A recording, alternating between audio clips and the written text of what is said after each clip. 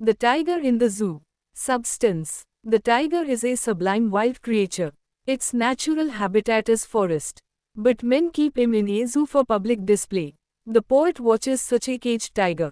Then he describes his activities and inner thoughts. The tiger proudly walks in the narrow space of zoo.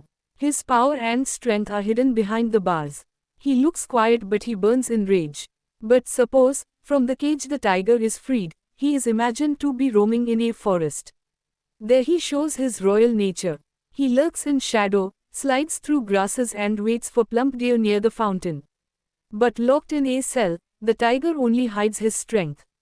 Sadly he looks at the bright stars. He longs for freedom. The desire for freedom brightens his eyes.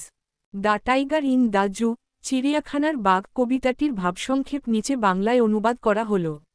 বাঘ এক মহিমান্বিত ও হিংস্র বন্য প্রাণী।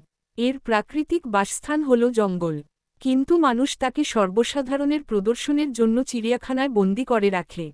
কবি এমন একটি খাঁচাবন্দি বাঘকে পর্যবেক্ষণ করেন এবং তার নানাবিধ কর্মকাণ্ড ও অন্তরের ভাবনাগুলোকে বর্ণনা করেন। বাঘটি খাঁচার সংকীর্ণ জায়গায় সগর্বে হেঁটে বেড়ায়।